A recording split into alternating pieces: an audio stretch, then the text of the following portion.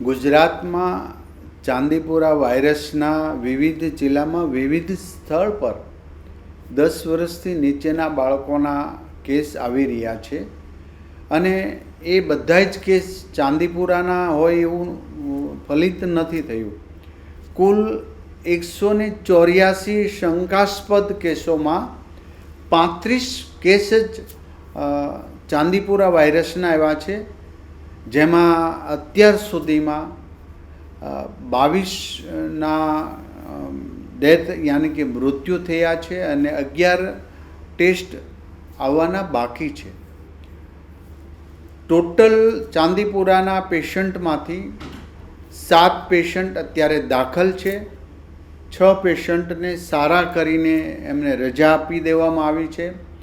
ગાંધીનગર, ખેડા, અરવલ્લી યાની કે હિંમતનગર, રાજકોટ અને ભાવનગર આ સિવિલ હોસ્પિટલની અંદર બાકી આ પેશન્ટોને સારવાર અપાઈ રહી છે.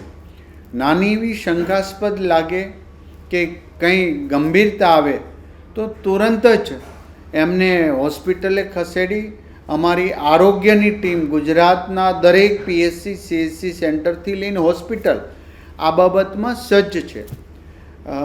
એક પેશન્ટ મળ્યા હોય અને ત્યાં બીજું પેશન્ટ મળ્યું એવું નથી બન્યું.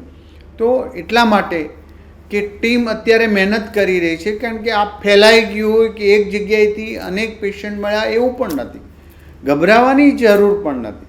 માત્ર સાવચેતીના ભાગરૂપે આપણે તિરાડવાળું મકાન હોય કે માટીમાં તિરાડ હોય તો ત્યાં માટી પુરાણ અમારી ટીમ તો દવાનો છંટકાવ વગેરે કરે છે, પરંતુ લોકોએ પણ જાગૃતતા રહી તંત્ર સાથે રહેવા માટે હું અપીલ કરું છું. અને આ જે બાળકોને આવા લક્ષણો દેખાય તુરંત જ અમે એને શંકાસ્પદમાં જ ગણી લઈએ છીએ અને ટેસ્ટ કરાવીએ, જેમાંથી 184માંથી 35 બાળકોના ચાંદીપુરા વાયરસ પોઝિટિવ આવ્યા છે. ત્યારે આપણે પ્રાર્થના કરી કે હવે પછી જે દાખલ છે, જેમ 6ને રજા આપી દીધી એમ બીજા દાખલ છે 7ને પણ સારા થઈને રજા આપી દી એવી પ્રાર્થના કરીએ છીએ. ને ડૉક્ટરની ટીમ દરેક સુપર સ્પેશિયાલિસ્ટ એમના સિમ્ટમ્સના આધારે બાળકને એ ટ્રીટમેન્ટ આપી રહ્યા છે, કારણ કે આની કોઈ દવા કે કોઈ રસી શોધાયેલી નથી. આની ટીમ પણ સંશોધન કરી રહી છે ભવિષ્યમાં એની દવા બનાવવા માટે અને રસી બનાવવા માટે. વૈજ્ઞાનિક ઢબે પણ એમનું રિસર્ચ શરૂ છે. તો સૌ સાથે મળીને આ ચાંદીપુરા વાયરસને આપણે ચોક્કસ હરાવીશું. અમારી ટીમ કામગીરી કરી રહી છે, અભિનંદનીય કામગીરી કરી રહી છે, પરંતુ તો પણ જુદા જુદા સ્થળેથી આ કેસ આપને મળતા હોવાથી એક જગ્યાએ કે એક ગામની અંદર ફોકસ કરીએ એવી સ્થિતિ નથી. માટે દરેક હોસ્પિટલોને પણ અમે આરોગ્ય વિભાગ વોચ રાખીએ છે. ચાઇલ્ડ સ્પેશિયાલિસ્ટ પ્રાઇવેટ અને તમામ હોસ્પિટલોને પણ આ જાણ કરી છે.